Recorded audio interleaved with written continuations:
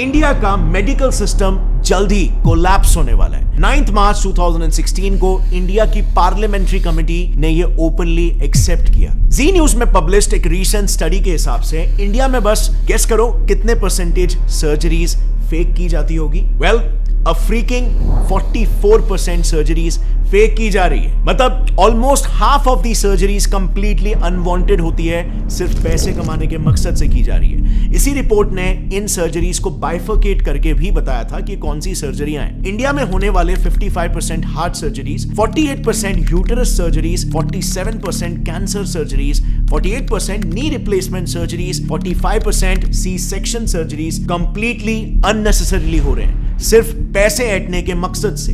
Reason सिर्फ और सिर्फ एक, कॉर्पोरेटाइजेशन ऑफ हॉस्पिटल्स, यानी कि हॉस्पिटल्स को भी कॉर्पोरेट कंपनीज की तरह टारगेट और प्रॉफिट सेंट्रिक बना देना। एक काफी इंटरेस्टिंग रिसर्च पेपर है जिसमें रिसर्चर्स ने महाराष्ट्र के टॉप हॉस्पिटल्स के 43 specialist doctors, senior government x officials और कॉर्पोरेट हॉस्पिटल्स के मैनेजर्स को तक इंटरव्यू किया, ताकि वो इन हॉस्पिटल्स में जो कंपनीज की तरह ही टारगेट बेस्ड स्ट्रक्चर चल रहा है उसे पब्लिकली एक्सपोज कर पाए।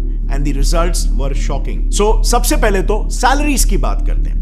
रिसर्च में पार्टिसिपेट किए रिस्पोंडेंट्स का यह कहना था कि हॉस्पिटल्स में काम कर रहे डॉक्टर्स की सैलरीज में बहुत ह्यूज डिफरेंस होता है। इतना ज्यादा कि न्यूबी डॉक्टर्स को 1 लाख पर मंथ की सैलरी मिलती है, लेकिन सीनियर डॉक्टर्स को 1 करोड़ पर मंथ तक भी ये सैलरी पहुंच जाती है। अब सवाल यहां पर यह आता है कि इतना बड़ा डिफरेंस क्यों? क्योंकि डिफरेंस इनके टारगेट्स में भी होता है। एक सीनियर ऑप्थेल्मोलॉजिस्ट का यह कहना है कि उन्हें एवरी मंथ 1000 पेशेंट्स को कैसे भी करके हाई एंड ट्रीटमेंट्स में कन्वर्ट करना पड़ता है। इसी पर एक और गायनेक रिस्पोंडेंट का कहना यह था कि मंथ एंड में टारगेट्स का प्रेशर काफी बढ़ जाता है, जिसके लिए उन्हें कैसे भी करके आउट पेशेंट्स यानी कि ओपीडी पेशेंट्स को भी बिना मतलब के हॉस्पिटलाइज करना ही पड़ता है, और नतीजा ज्यादा से ज्यादा सर्जरीज रेकमेंड करके टारगेट्स मीट किए जाते हैं, क्योंकि टारगेट ही यहां पर 1000 पेशेंट है। अब आप खुद ही सोचो, हर हॉस्पिटल में, हर डिपार्टमेंट, जैसे ऑप्थेल्मोलॉजी में ही ले लो, उसमें मिनिमम 5 से 6 डॉक्टर्स होते हैं और सबको सिमिलर टारगेट्स दिए जाते हैं। तो just imagine hospitals profit and our loss. And by the way, these targets are taken very seriously. उसी रिसर्च में कई सारे सीनियर डॉक्टर्स का यह कहना था कि अगर कोई डॉक्टर अपने टारगेट्स को लगातार 2 महीनों तक मिस करता है तो बिल्कुल कॉर्पोरेट्स जैसा ही उसको वर्बल वार्निंग मिल जाएगी या फिर एक मेमो दिया जाएगा, और उसके बाद भी अगर टारगेट्स मीट नहीं होते तो ऑफ कोर्स टाटा बाय बाय। सो आप यहां पर देख सकते हो हॉस्पिटल इंडस्ट्री कैसे एक सर्विस इंडस्ट्री होनी चाहिए, जिसमें कस्टमर, पेशेंट टॉप प्रायोरिटी होना चाहिए, बट यहां पे प्रॉफिट टॉप प्रायोरिटी हो जा रहा है। और bye the way, in targets का ट्रैक भी हॉस्पिटल हायर्ड मैनेजमेंट प्रोफेशनल्स यानी कि एमबीएस, जो कि बड़े बड़े एमएनसीज में ऑपरेटिंग ऑफिसर्स, एग्जीक्यूटिव, सुपरवाइजर्स ऐसे काम करते हैं। ये लोग बकायदा डॉक्टर्स के इन टारगेट्स का ट्रैक रखते हैं, एंड ऑफ कोर्स यहां पर डॉक्टर्स भी उतने ही डेडिकेशन के साथ ये टारगेट्स को पूरा करते हैं, क्योंकि जैसे हमने देखा उनकी सैलरी बहुत ही हाई होती है। लेकिन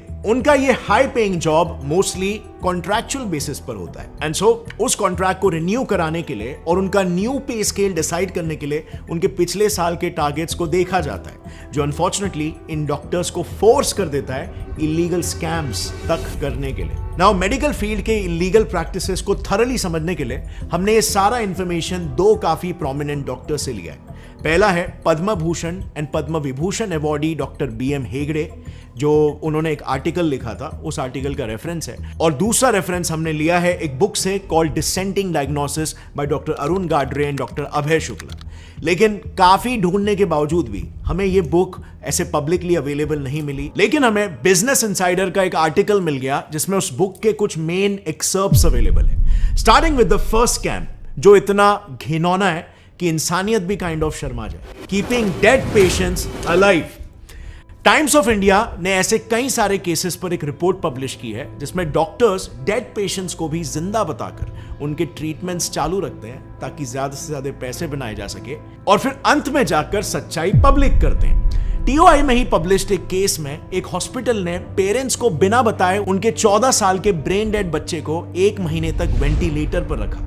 1 महीने तक जो बच्चा मर चुका था उसे जिंदा बताया गया और वेंटिलेटर पर रखा, खर्चा जनरेट किया, एंड बाद में हॉस्पिटल गिल्टी प्रूव भी हुआ, एंड उनकी फैमिली को 5 लाख रुपए कॉम्पेंसेशन के लिए दिए। अब 5 लाख रुपए मॉनेटरी कॉम्पेंसेशन तो हॉस्पिटल को देने पड़े, बट ये आप और मैं भी जानते हैं कि उस वक्त पेरेंट्स ने जब ये बात सुनी होगी, जब ये सच्चाई उन्हें पता चली होगी, तो उन पर क्या बीती होगी। अब ये वेंटिलेटर स्कैम्स के अलावा डॉक्टर हेगड़े के आर्टिकल के अनुसार कई बार डॉक्टर्स डेड पेशेंट पर इमरजेंसी सर्जरीज करने का भी बहाना बनाते हैं, जिसके लिए फैमिली से अर्जेंटली पैसे जमा करवाया जाता है और फिर लास्ट में पेशेंट डाइड ड्यूरिंग सर्जरी दिखाकर मैटर को क्लोज कर दिया जाता है। मतलब पेशेंट पहले ही डेड हो चुका था, लेकिन सर्जरी के बहाने से पैसे ले लिए गए, फिर बाद